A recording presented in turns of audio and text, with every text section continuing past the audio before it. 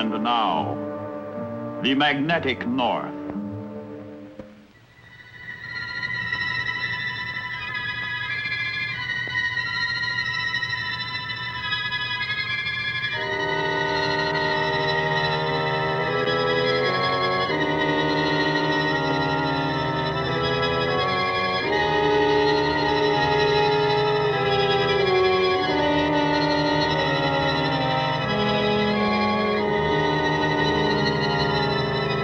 A few hours ago, and a few hours hence, over the vast, empty territory of Alaska, Americans fly tedious, repeated patrols. War has come to the wilderness, waste, void of the ultimate north.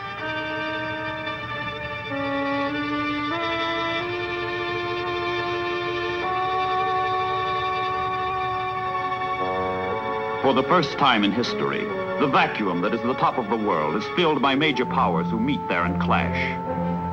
As the Earth shrinks in circumference, so do the routes that link allies together. So do the avenues along which enemies attack. The links must be kept clear, the avenues defended.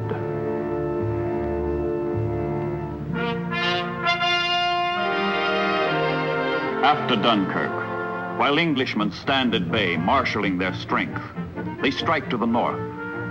Under Lord Mountbatten, crack commando troops hit key enemy coastal positions with swift, ravaging raids in the ancient tradition of the Royal Navy, the tradition of Drake and Essex. In March of 1941, a commando force works its way through tortuous Arctic waters to stab at the Lofoten Islands off German-occupied Norway.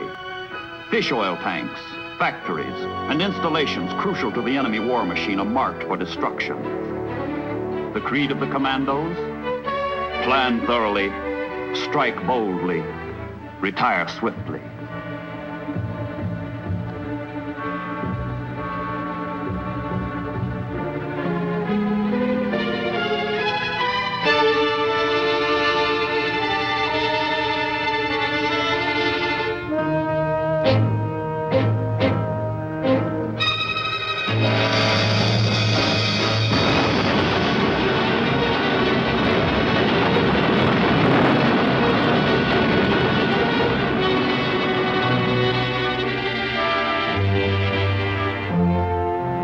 Back to England with the commandos goes a mixed bag. Local quislings and captured German officers.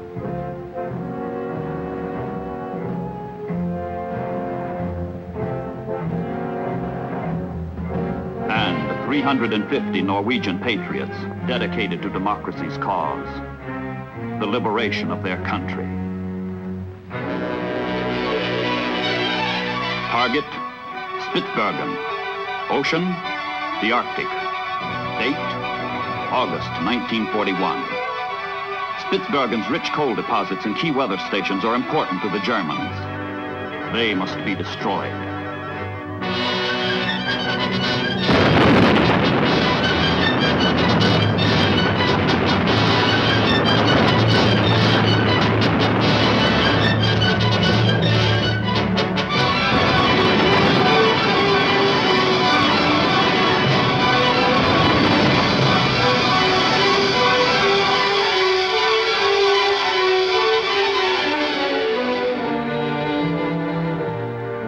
The magnetic north draws raids of increasing scope and violence.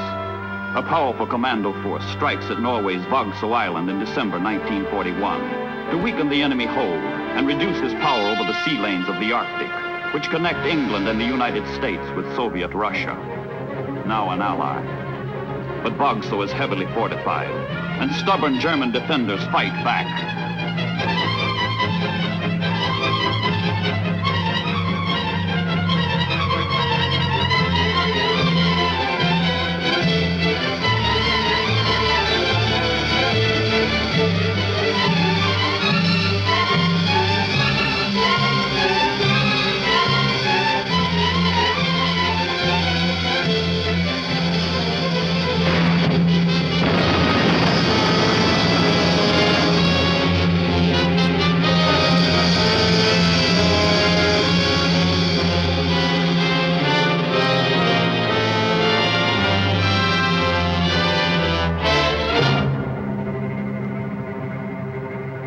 When the raid is over, 150 Germans are dead. More military installations wrecked, more patriots liberated, more quislings captured. And the commandos head for home as their countrymen, together with the Americans, determined to get supplies to desperate Russia, no matter what the cost. An ally is in peril, and a lifeline is flung across the top of the world. It is the most expeditious way of feeding embattled Russia from democracy's arsenal, the shortest route. But for the pregnant ships, the grimmest, the harshest, the cruelest.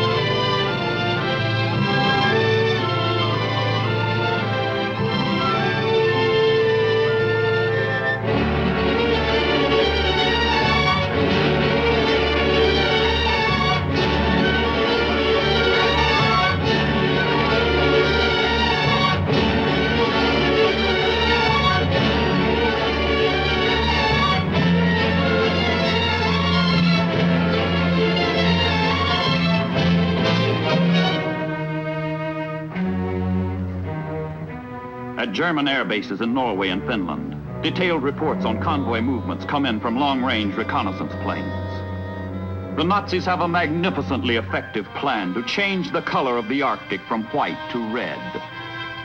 How? Slaughter, slaughter, slaughter.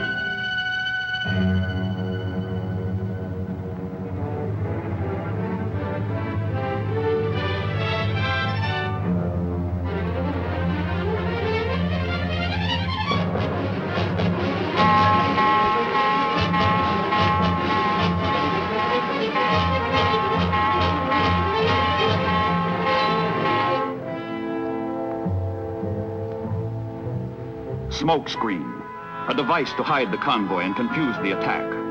Any and all means of defense must be taken against the terror about to strike. High-level bombers and low-level bombers, torpedo planes and strafing planes, submarines, the entire holocaust of Nazi fury.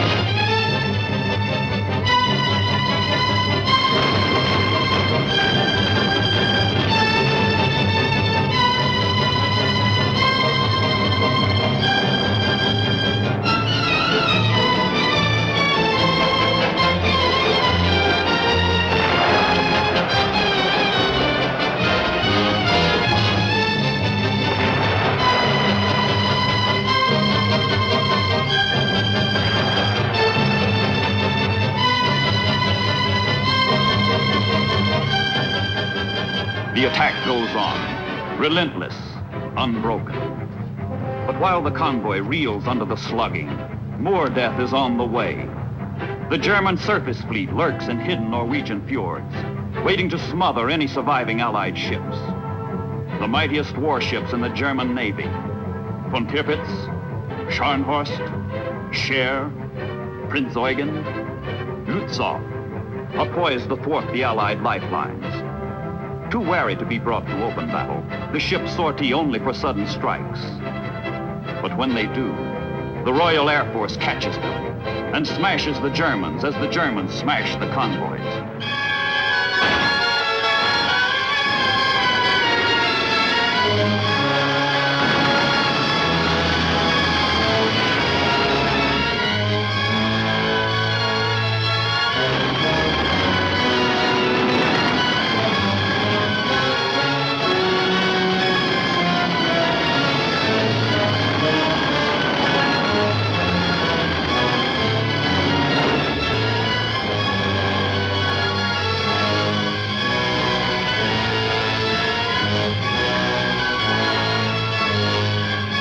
Now the Germans reel in the seesaw struggle for the Arctic, but the Murmansk convoys come close to full disaster. The German attacks continue around the clock, continue for days on end. If the Germans can choke off the flow of supplies to Russia, munitions, oil, food, machinery, guns, planes, tanks, trucks, the bleeding Red Army may collapse. The entire Allied cause may face defeat. The battle is in balance, and Goering's Luftwaffe spares nothing to tip the scales.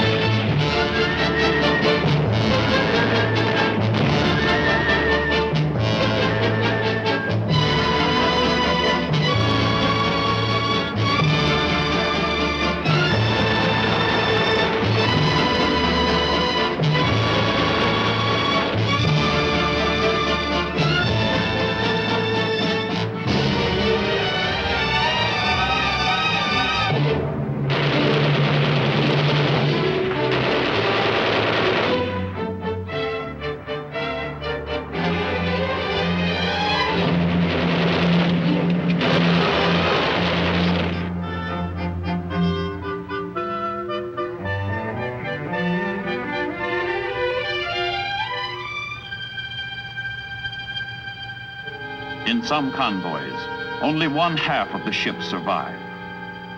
On no other sea route are losses so high, casualties so terrific. Even for those who survive the German onslaught, the end is not yet. Another ordeal, as fierce as enemy action, scourges the ships and men of the Murmansk run.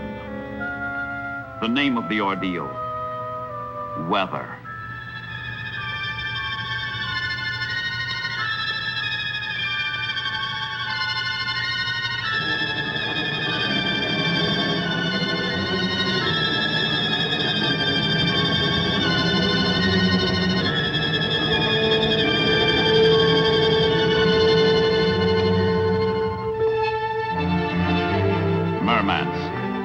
The goal, journey's end.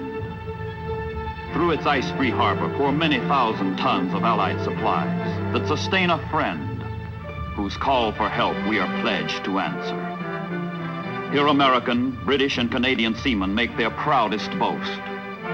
Despite Nazi hell and Arctic high water, we deliver the goods that bolster Russia in her darkest hour and help stem the German hordes at Stalingrad.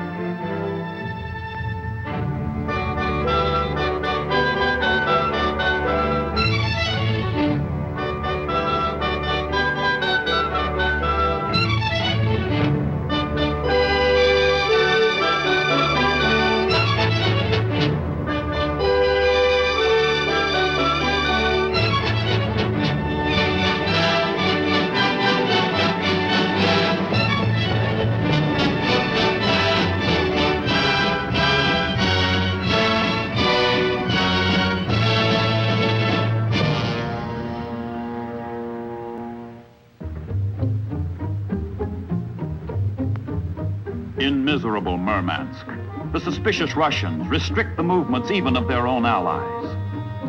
But sometimes surviving Allied sailors meet Russian seamen as friends, as comrades in arms.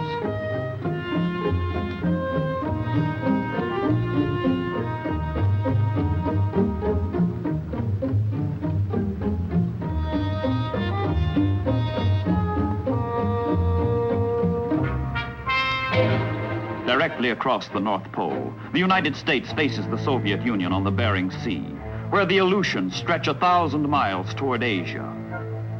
Here, too, contact is made with the Russians. The United States Navy transfers ships of war to the Red Navy. And with the ships goes the knowledge of how to use them.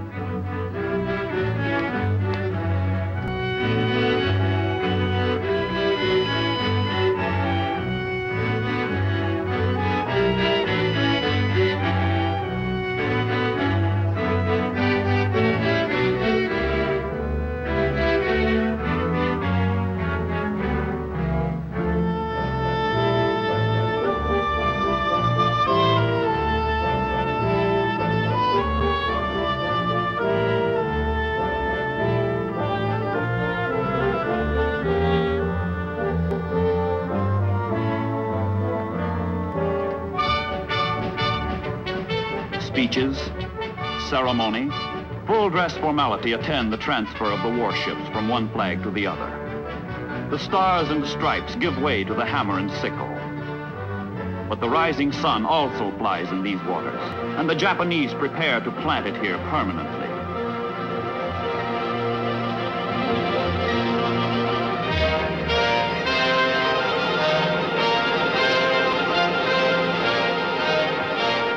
The top of the world is a Japanese target, and she pinpoints Attu and Kiska for invasion as part of her overall strategy in the Pacific. The Aleutian Islands are to be the northern anchor of Japan's oceanic defense line. While the Imperial Japanese Navy hits tropical Midway, a mobile force splits off from the main body of the fleet and plunges into the Arctic. Alaska and Canada are threatened by invasion as enemy troops approach American soil. The Aleutians, prophets of war, have warned. One day Japan will seek to invade America through the Aleutians. The Japanese have come.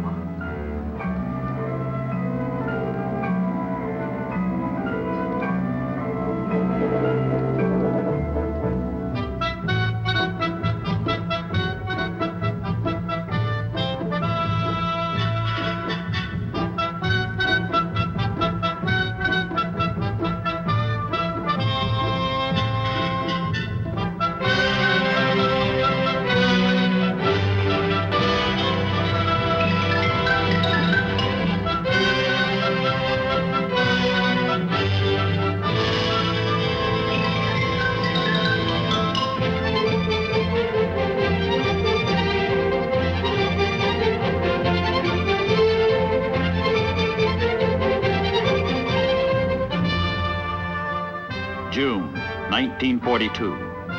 Attu occupied without opposition. Kiska occupied without opposition. 10 forlorn Americans are captured at the Kiska weather station.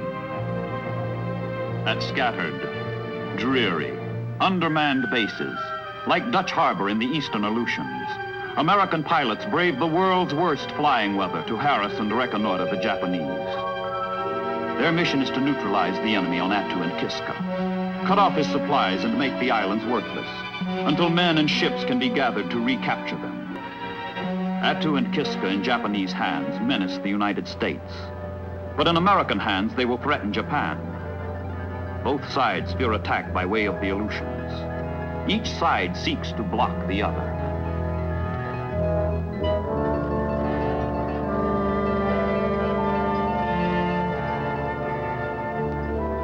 May 1943, the stubborn stalemate breaks. From Cold Harbor in Alaska, an assault force of 29 warships and transports set sail for Attu. It is America's third amphibious strike of the war. North Africa succeeded. The Guadalcanal landing was a success. But now the ships grope their way through navigational hazards unmatched in all the 7 seas. treacherous currents, uncharted rocks, continual fog, raging storms.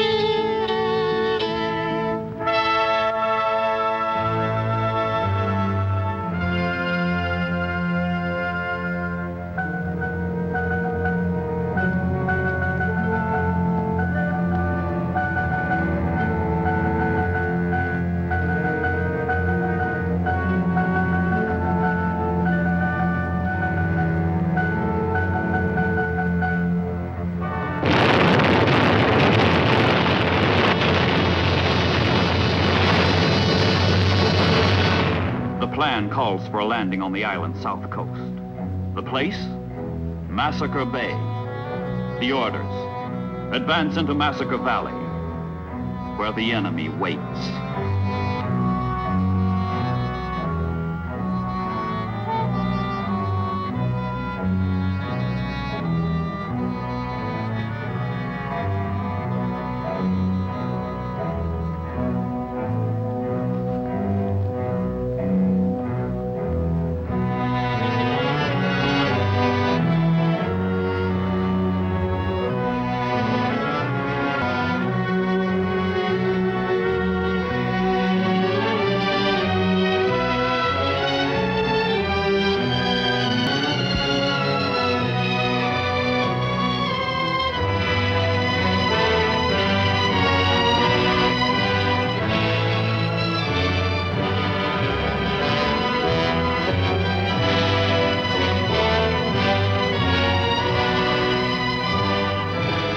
Soldiers of the 7th Division, trained for desert fighting, find themselves at war in a freezing hell where an invisible enemy defends himself with suicidal courage.